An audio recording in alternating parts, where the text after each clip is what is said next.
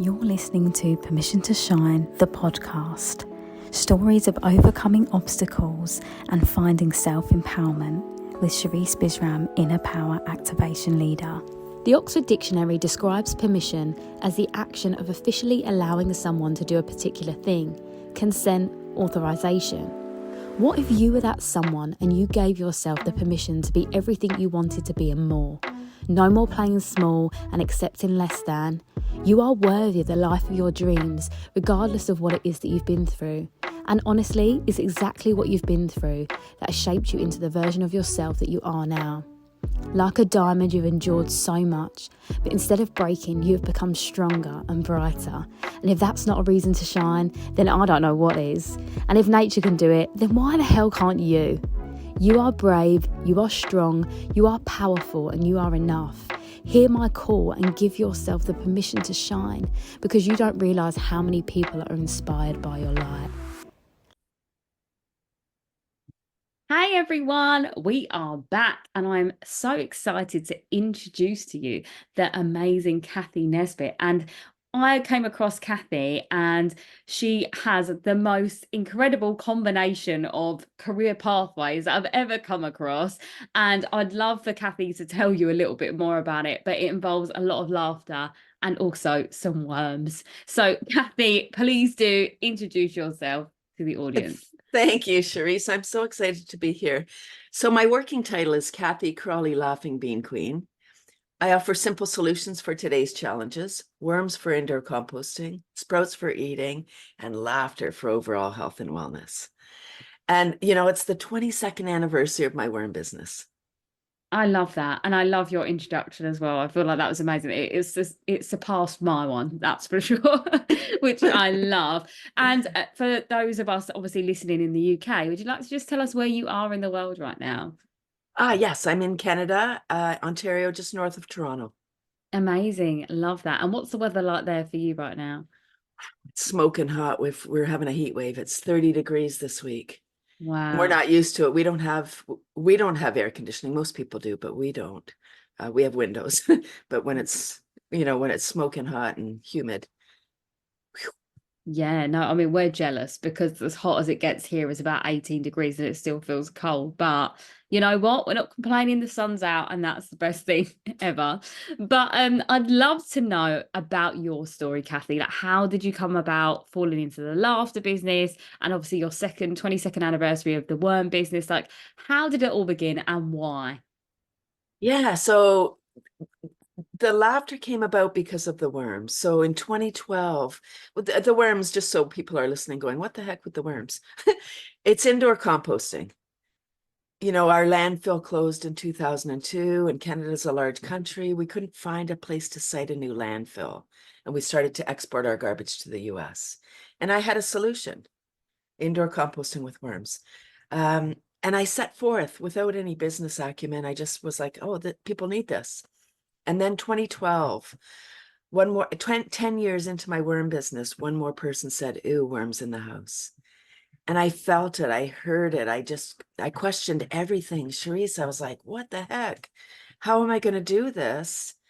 Universe, help me. I don't know what to do here. And the very next day I was introduced to laughter yoga. I don't do traditional yoga. I do a lot of stuff. I just don't do yoga per se.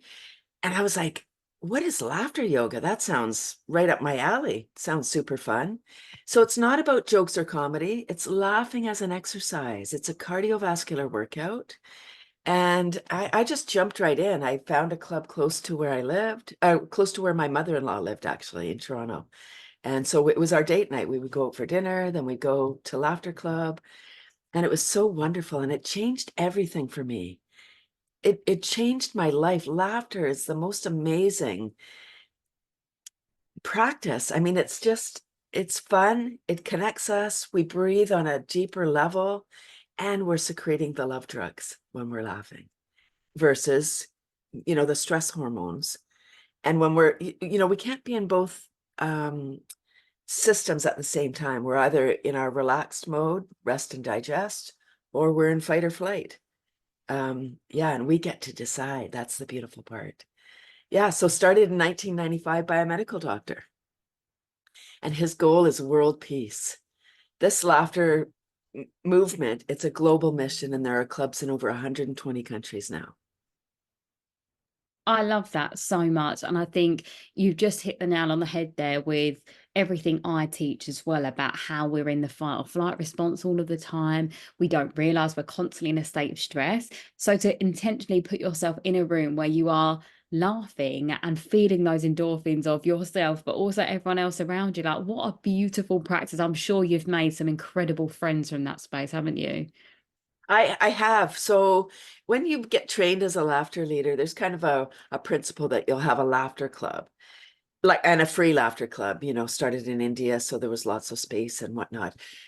It's not really practical in other parts of the world, where you have to rent space. We have winter, so doing it outside in the winters, maybe that's only for the really hardy folks. Mhm.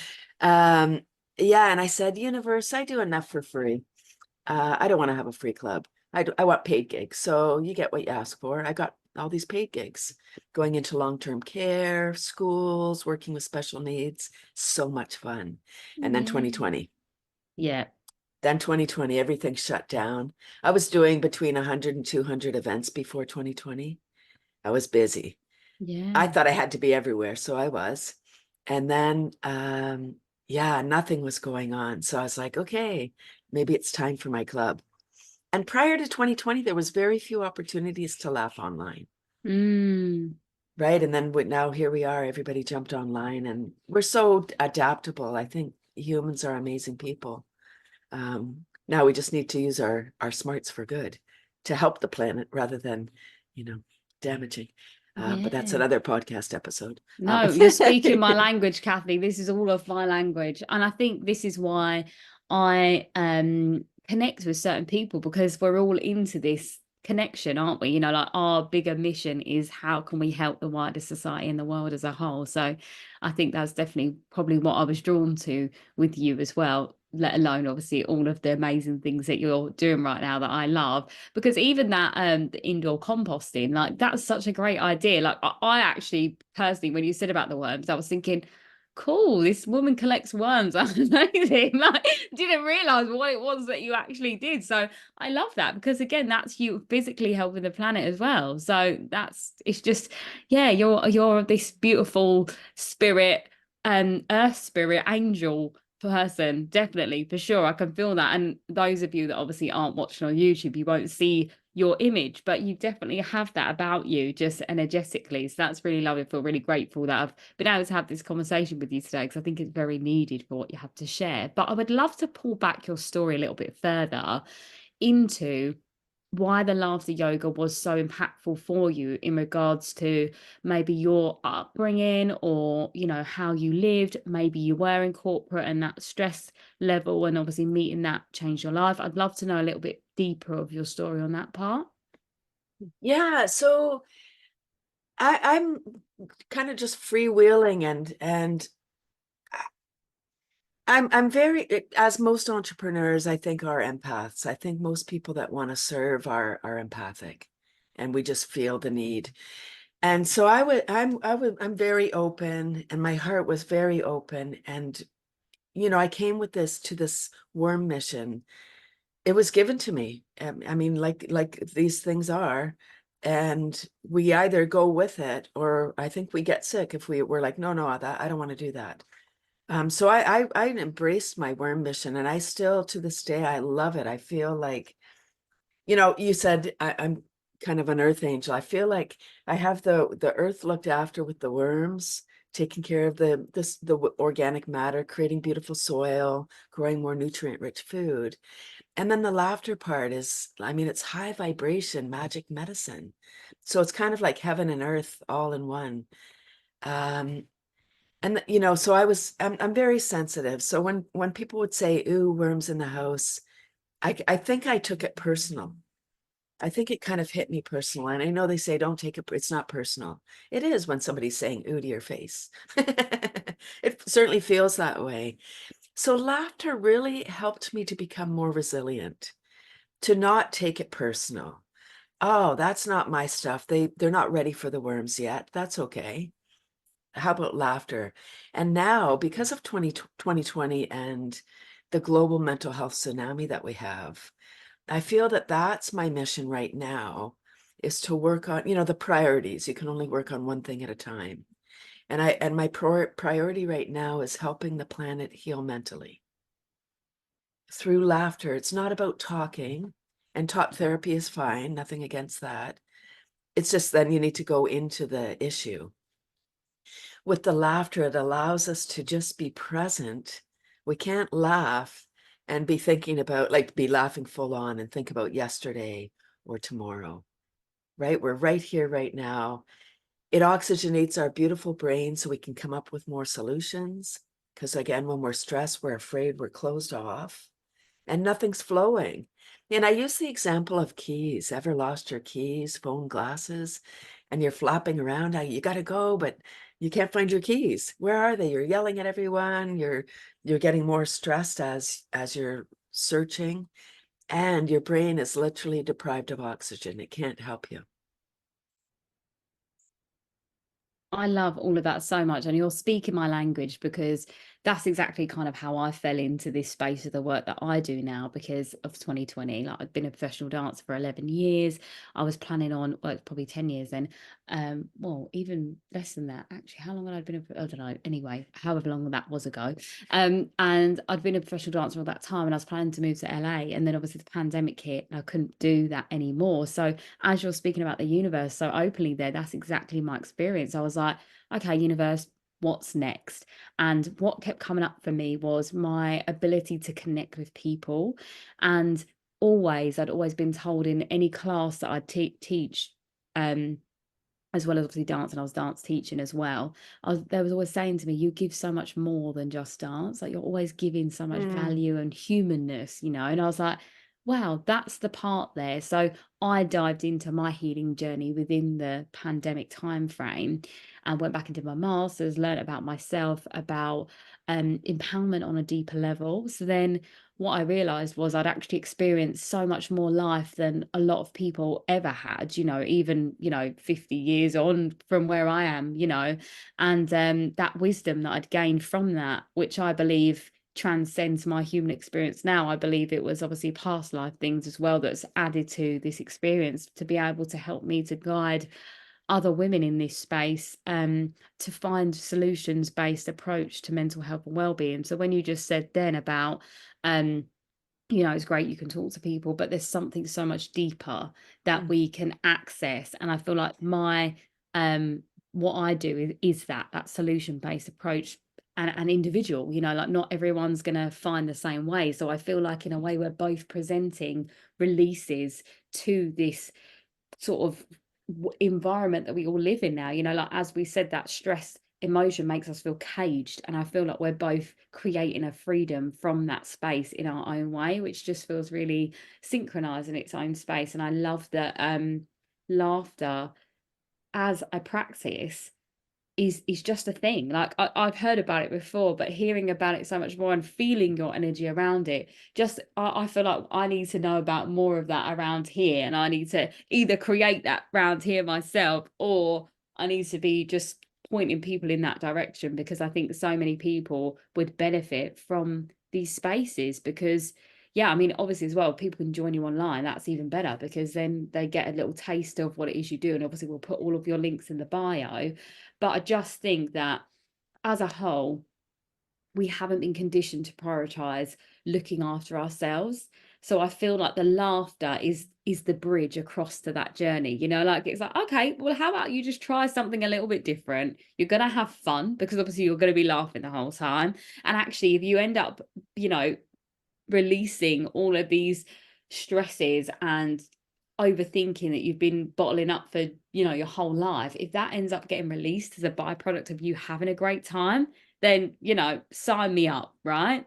So I think that, yeah, what you're doing is so fantastic. And yeah, even with the worm business, it's so important. And I love how you've made that connection for yourself in your understanding of being an empath. Obviously you can feel so deeply from you, and your mission here on earth, for sure. But I think the fact that laughter has supported your mission even more so, and gave you another route in all of this. It just shows that, you know, the only way is up, right, in all of this for you, which I just think is so wonderful. But again, obviously I like to do the gritty conversation and ask the hard questions. So I'd just like to know, in this space of everything you're doing and maybe you taking care of you, has there been any obstacles that you've had to overcome for yourself within this space of, you know, your practices that you teach and you live? Yeah, it seems that my offerings are so simple, and we're looking for something not simple. We're looking for something that's complicated, that has components that you plug in, or that, I don't know, that's high tech. And that's not what I'm offering. I'm offering worms. Like I had somebody once ask me if I invented this, if I created, and I didn't understand the question. Like, did I make worms? I'm powerful, but not that powerful. You know, all of my offerings, the worms and the sprouts and the laughter, are very simple. And I think they need explanation because they're so simple.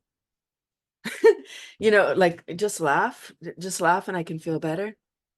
That's right. Yeah. Imagine you don't have, like, so English is a wonderful language.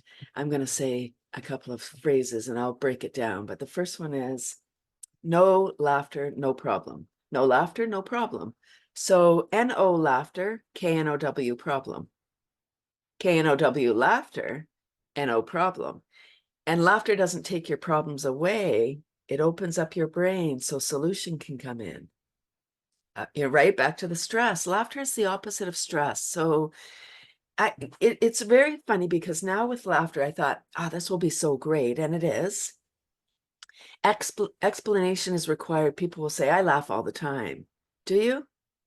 Like, really, do you really laugh all the time where your stomach's hurting? Because if your stomach's not hurting, those are the laughter muscles, and your cheeks, you know, where your cheeks are hurting, and maybe you're crying a little bit because you're laughing so hard. If you're not, you know, when we're watching a comedy or if we're at a comedy show, we're going to get kicked out if we're doing our laughter yoga, because laughter yoga is just laughing. They're going to be like, okay, ma'am, the joke is over. So it's fascinating when I go to market the laughter. It's really being creative of how do I let them know that this is something so simple that they can apply to their life. Coming to a club makes it much easier. Even as a laughter professional, it's a challenge to laugh on my own.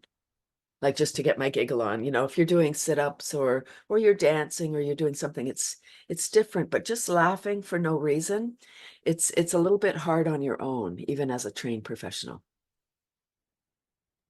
Yeah, absolutely. And I love all of that. Everything you just said there, the stories were lovely. And I was like, I was like, yes. And I was laughing with you at the time, but I was on mute, so you didn't hear me. So I just wanted to let you know that was what I was doing as well. So I was completely agreeing.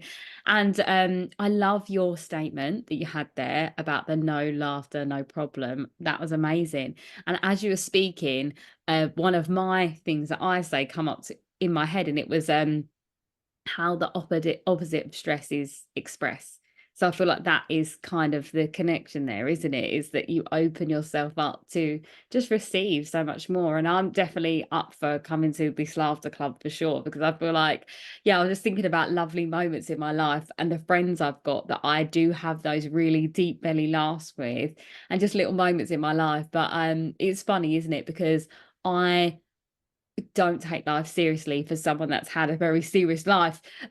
But there's still moments where I could laugh more. But actually, in this, you might agree, you might disagree, but I find the people that have been through the most pain and have, you know, opened up to this space are the ones that are able to laugh the most. And I know that that's a very broad statement, but in my opinion, you know, when I look at my family and things like that, we really just, we seize the moment, you know, we're very much those people, and we prioritize time together because we've lost a lot of members of family. So together we just yeah, make sure we are, even if it's just a little giggle here and there, we're not serious people from people that have had serious situations, you know? So I think that that's a really nice way to look at things. And I know that that choice to be that version of you comes from choosing to not be a victim and to not let life happen to you, but to, you know, seize that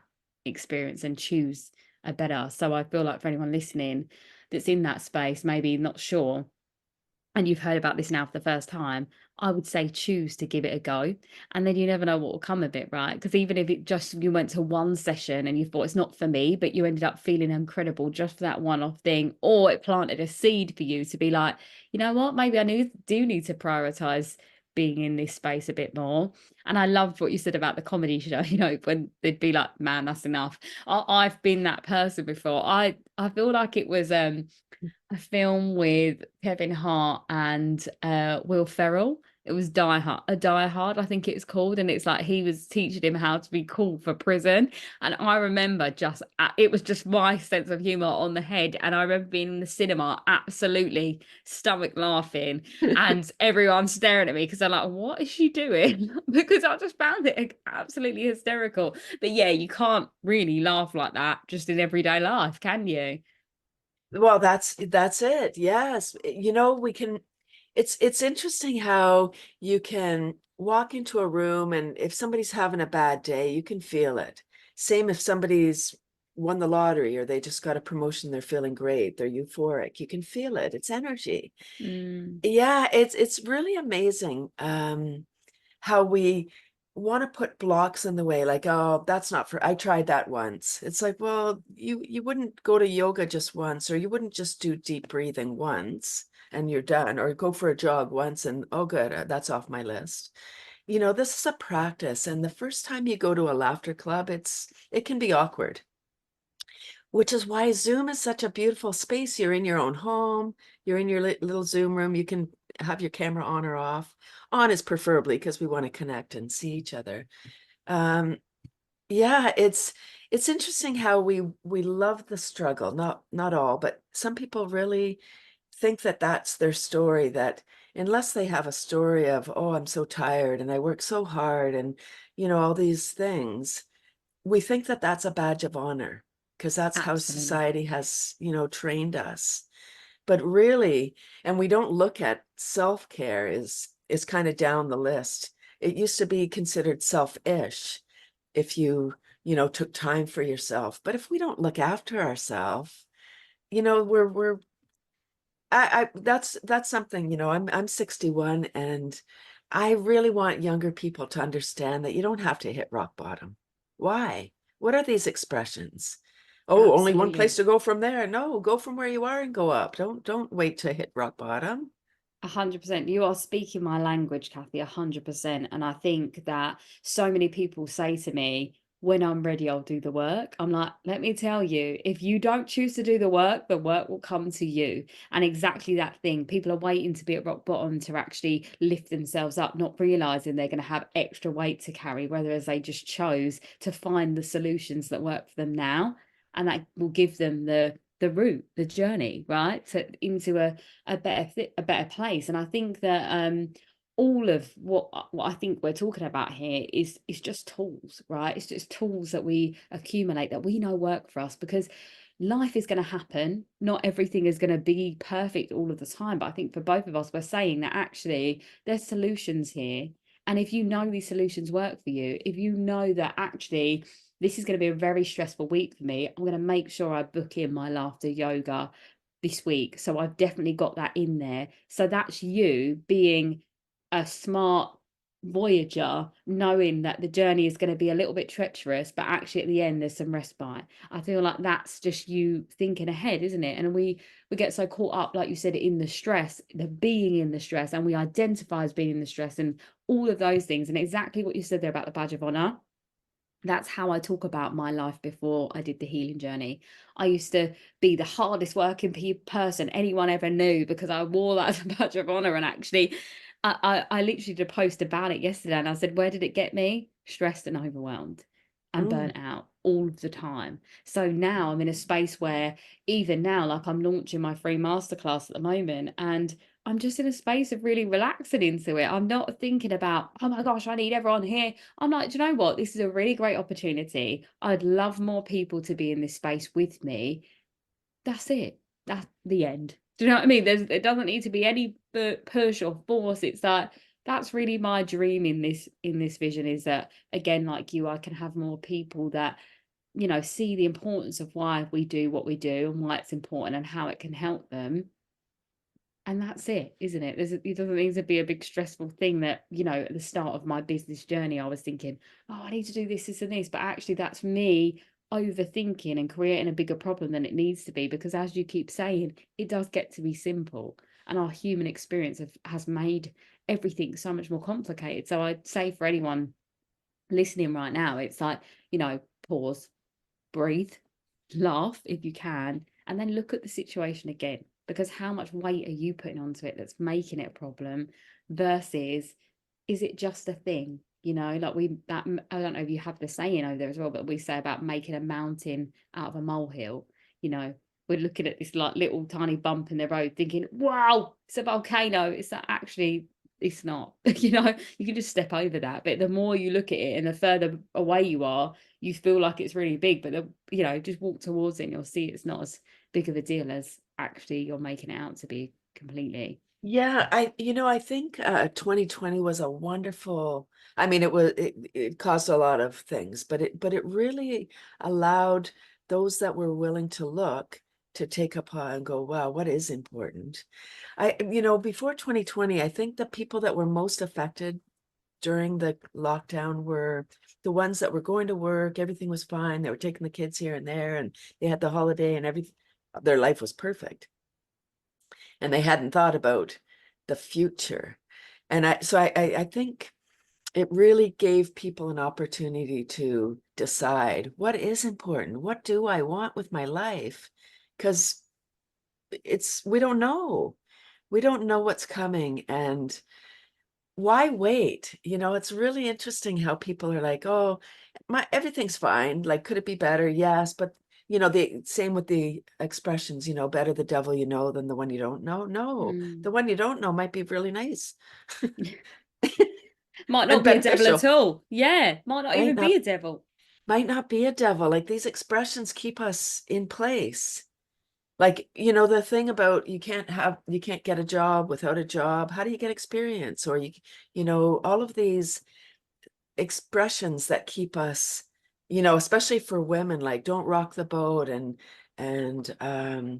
be nice and no, stop it. Just live your life, be on purpose, attract the people you want to attract, be the person you want to be.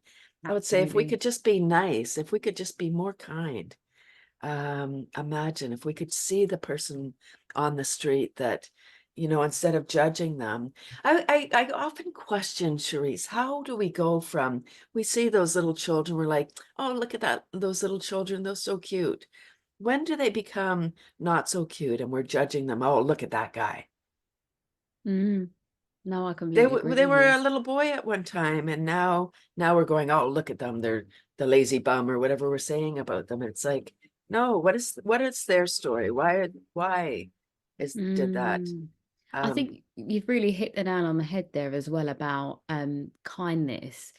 And I think that we, as women, as you said, we've misinterpreted niceness for being a people pleaser and being passive. And we mix that with kindness, thinking that's what kindness is. But actually, it's very separate entities. All of that is so very separate, isn't it? And it's the boundaries we place on those things that make it safe, comfortable, and I don't even like using those words, but make it a pleasant experience and beneficial versus making it a habitual self-sacrificing act. And I think that I feel like all of what we're teaching and leading with is the fact that when you open up a portal to receiving more information about yourself, for example, like tapping into the laughter yoga and opening up your neuro pathways, which I can imagine is what's happening in that experience, is that you're allowing yourself then to see more of what life is, what you deserve. And that's exactly the work that I do on a more solutions-based, step-by-step process, working with people, diving into their inner works, like that's kind of how I work. And I combine like movement and meditation, as well as obviously a little bit of talk therapy, but that's not what I lead with on that. But it's helping people to see that it's not the words that they think it is, like you were saying, like all of these little like words are 100% what's kept us trapped as a humankind, isn't it? And I call it the matrix, like we're tapped into this matrix. And if you step outside of the matrix, like you said, rocking the boat, like that's exactly it. And I feel like I've always been seen as someone that was I guess my term that was used for me a lot was aggressive as a girl, or bossy, like all of that, because I didn't follow the societal expectations or norms. And I remember being in rooms with people and even family and overstepping my mark, and I've put that in quotes, because what is a mark? Because disrespect is disrespect to me. And I've always been that person that's always called that out. But I've healed a lot in the space of how I deliver. I've always said the right thing. So how it was delivered was wrong, but what was always right. And I feel like that in people's minds as well is something that they just struggle with. And I feel a lot of people struggle with that with my delivery before, which I was mindful of, and I changed that.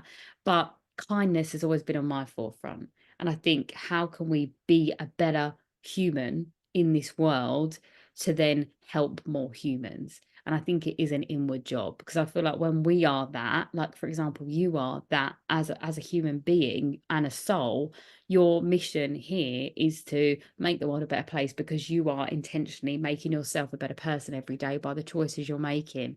And I feel like if more people turned inward and understood themselves, they would then understand the rest of the world as a whole. And I feel like that's where this current shift is happening, I think, in the world right now, this rise of the feminine energy. The patriarchy is starting to crumble, the matriarchy is rising, people are starting to see people as human beings, as energy, as souls, not just like the labels that we put on them. And I do feel like that is coming up, and I think it will be this next generation of young people, not necessarily teenagers at the moment, but the generation under them, they're about to rise up and cause something really beautiful. So I do feel like that shift is happening. But absolutely, you're right, the judgment piece from the generation above us that I think was implemented and fed down has just tarnished. I feel like it's almost like you think about like a black dye or like green dye, and it's kind of like spread into the water, and it's kind of infected things. And I feel like we're now, these light workers, we're kind of trying to like purify as much as we can as possible. But again, I think it comes down to that self-awareness and a choice in who you are. But yeah, I definitely say it's the inner work that makes a difference. And again, it comes down to that choice, doesn't it, that we make? It totally does. Things happen to us, and we're often comparing, oh, my trauma's worse than yours. No, how can that be? Trauma is trauma.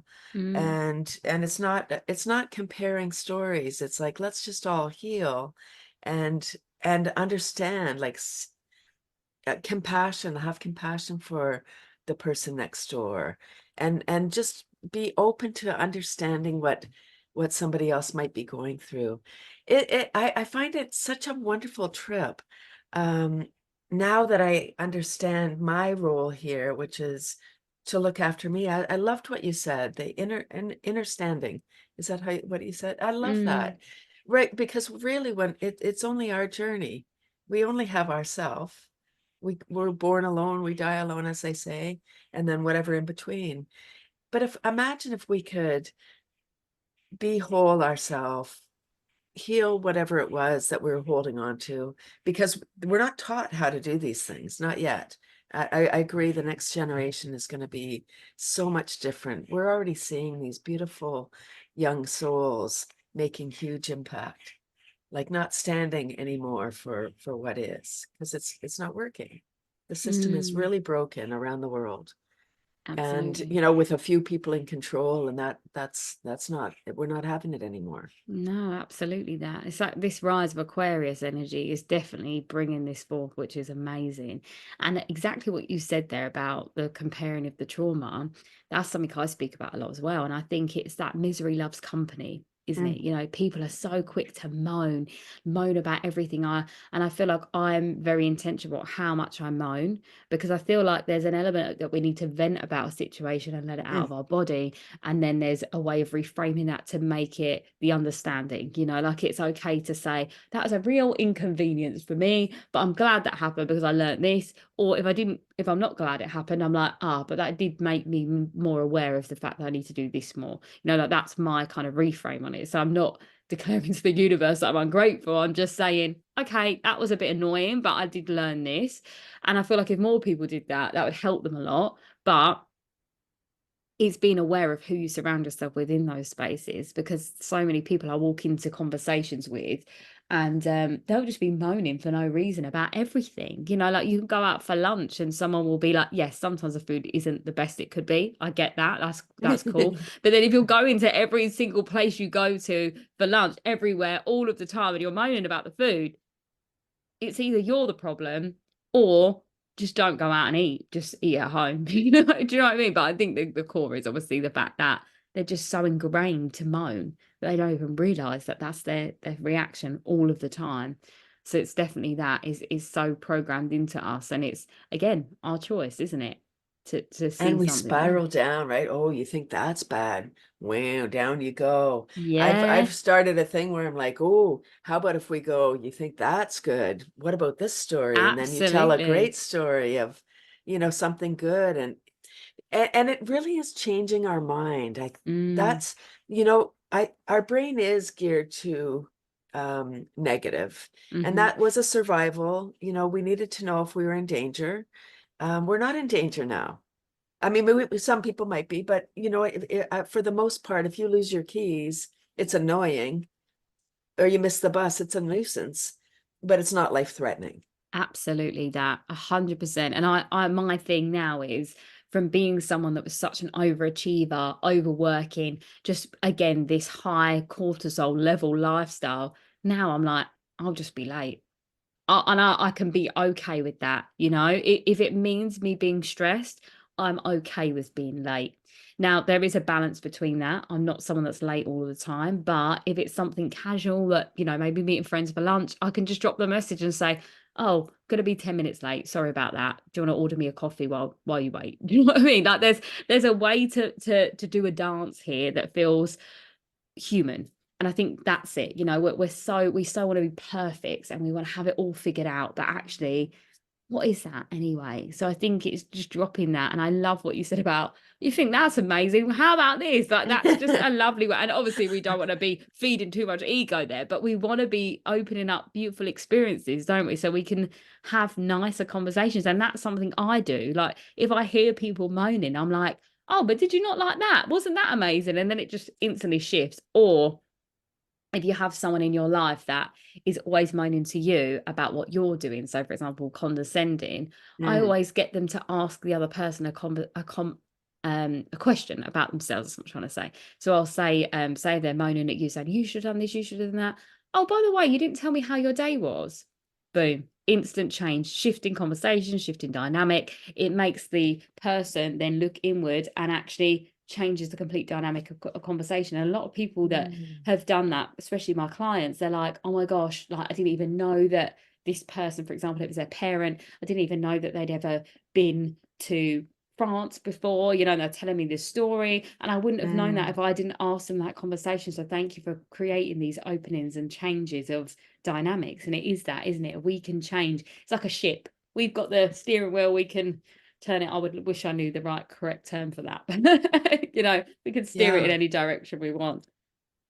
Yeah, I feel like people are waiting for their life to start. They're like, oh, my husband and I like you, it seems like we're similar. I was kind of outside the box. I was a people pleaser and all of that, but I still didn't understand all of those expressions. So I did my life and I traveled a lot in the 80s. And my husband and I, at 27, we quit our jobs and we traveled for 13 months in Africa and Asia. Love that.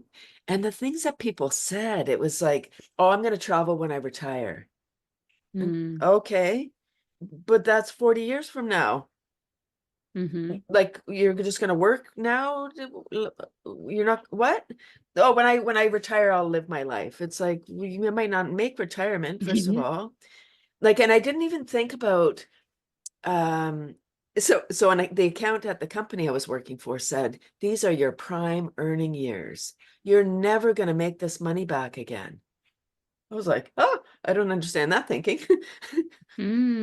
Like, what about the education that I'm going to get by traveling around the world? Absolutely. By myself, like with my husband, but on our own volition, not in a tour or whatever.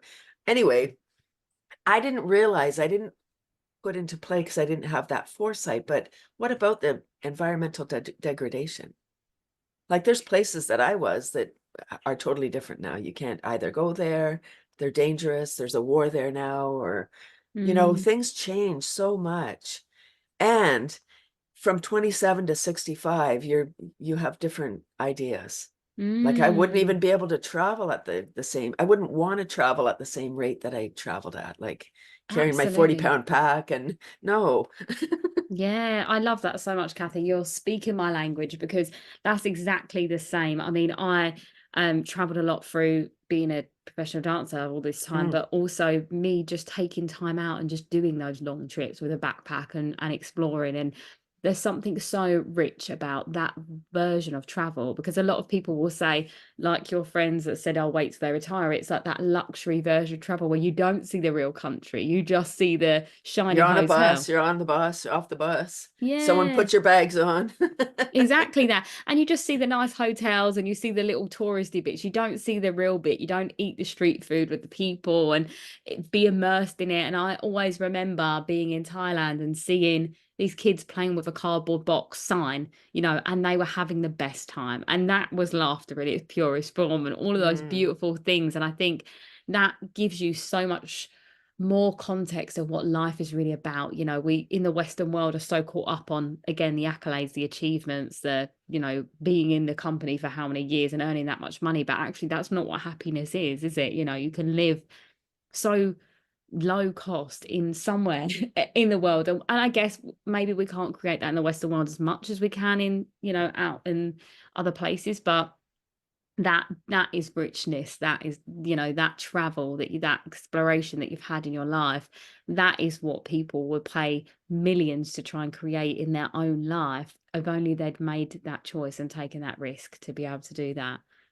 Yeah, if not now, when? Absolutely that. If, like, you know, oh, one day I'm going to do this. One day never comes. One day, someday. Stop it. You know, when people say to me, if I meet friends and they're like, oh, someday we should go for lunch, or it's like, well, get your book out, because someday never, there's no someday in the calendar. Like, when, someday when? Exactly. Yeah. Like, do you want to, or you're just saying it as a nice thing to say? Absolutely that. And that's the thing about being intentional, right? I think I'm exactly the same as you. I'm like, right, guys, I'm busy. So if you want to do something, I need the date in my diary now. And my best friends were all the same. It's not just a, oh, it'd be really nice to do that one day. And don't get me wrong, if you've got an acquaintance, it'd be like, oh, it'd be nice to see you again one day. Maybe that'll happen. That's leaving up to the universe and chance, and maybe that'll fall into place. That's something that's nice to say to someone that you don't really need to see all the time. But a friend that you want to meet up with, I'm like straight away, like, okay, any friends that we need to reschedule, straight away, we're like, can you do this day, this day, this day? Because we know that how it goes, because we don't, again, want to wait, you know, a couple of months and, you know, even years go by. And I've changed so drastically in, you know, in the last few weeks, months, years. I can't, you know, the person that someone knew me back at, you know, even a few, like I said, months ago, wouldn't know the version of me now. They didn't keep up to date with how I'm changing and evolving. That's a me thing for sure. But life changes, life happens, exactly as you said. And I feel like I learned very young, because I had so much death happen in my family, that life isn't promised. So I do have that ethos too, as you do, as in, like, seize the moment, because, you know, I'd rather try and pursue everything that I'm trying to do now and be known for trying to do it and making a little slight impact now than waiting till I had the right resources or the investment or whatever, because that part doesn't matter. No one's going to remember, you know, the big shiny things. People always remember how you made them feel. I always, you know, stick by that. So I think I just show up as me always, you know, in everything for that reason, because I think that's important.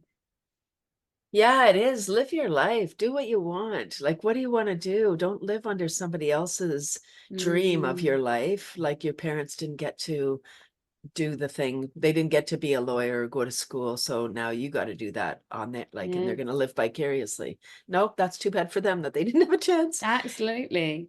You know, and not to be, you know, cruel or whatever. It's just, you know, and I think it must be a challenge for when families emigrate to a new country and the pressure on those children to succeed because their parents, you know, and they did give a lot up to move to a new country and maybe new language, new culture, everything new. There is a lot of pressure on immigrant families for sure, on everybody. It's just there's kind of an added element. Yeah, it's a fascinating world, and I really would love for people to like give themselves permission to shine, like your podcast name, like really just what do you want and really go after it, like take a step and then get the momentum going. It doesn't have to be a big investment, a big thing, just like write down a plan, like what is it that you want? Because if it's not written down, it's like a cloud, it's going away. Exactly that. You Exactly got to that. capture it. 100%. Everything you said is just like I said it myself, which I love. And again, it's that 1%, isn't it? If 1% every day you did something that would benefit you or benefit your future, that just, again, that trajectory would be massive over the course of your life. I think this is where people get stuck because they're looking at that big end goal, thinking, how do I get there? Not realizing that it's the small little details that get them there and open up the doorway. So yes, I've so loved talking to you, Cathy, and I feel like we're definitely on the same vibe, which I absolutely adore. But I'd love for you to tell people how they can work with you. Obviously, I'm going to pop all the notes in, but again, just to recap, how people can connect with you. Yeah, I have my laughter page is a great one. It's cathysclub.com. And I have a free laughter club every Tuesday morning, or well, wherever you are in the world, it's afternoon for UK, 9:30 a.m. Eastern, 30 minutes of super fun self-care. It's on Zoom. I incorporate tapping, brain gym, Qigong, just to help people get out of stress and into joy. There's no pressure. I don't follow up. You're not in a funnel. I'm not going to bug you. Just come and enjoy. It's 4 years. I started June 2020, and I get about 20 or 25 people every week, and not the same people. It's very exciting. I never knew who's going to arrive, but I have a global laughter club now, and I'm also a laughter teacher. So if anybody's interested in learning this magic medicine, it's a 2-day training, and that's ongoing. I do it sort of quarterly.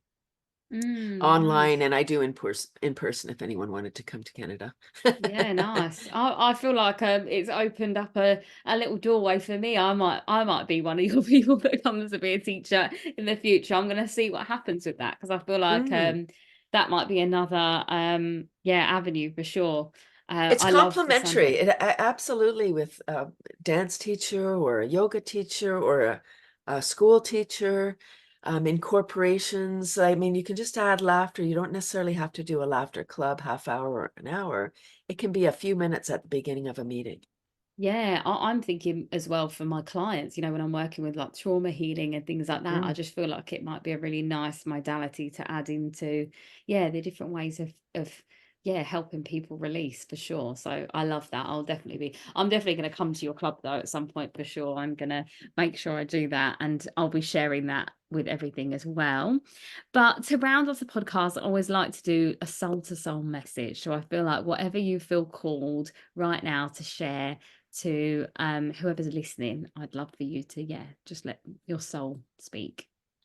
I would love to invite people to just be easier on themselves, just to lighten up and laugh more if that works, dance more if that's what they need, sing more, and just be grateful. I mean, there's 5 things you can do to add more joy to your life. You can smile. If smiling is hard, then that starts to secreting the love drugs already. A little giggle, you're secreting a little more. Singing, dancing, and then gratitude. Those 5 pieces are going to offer you a beautiful life, because things shift as soon as we're grateful for where we are, instead of moaning and complaining. If we're like, okay, maybe it's not perfect yet, but wow, it's pretty darn good. I love that so much, and thank you for those 5 tips, because I think that's so important. So yeah, it's been so lovely to have you, Cathy. And yeah, for anyone that's listening that would love to get in contact with Cathy, I will pop her details in the show notes. But yeah, thank you so much for joining me, and have an incredible week. Thank you so much, Sherisse. Thank you. If this episode resonated with you, please do like, follow, and share with someone that you know would benefit. If you're looking to dive in deeper to becoming your most unapologetic, most authentic, shining self, please do head to my website and join my newsletter, where you'll find out about all of my upcoming events and speaking opportunities and all of the things that I have going on. And also, if you would like to work with me, please do drop me a DM on any of my socials or through my website. Love and light.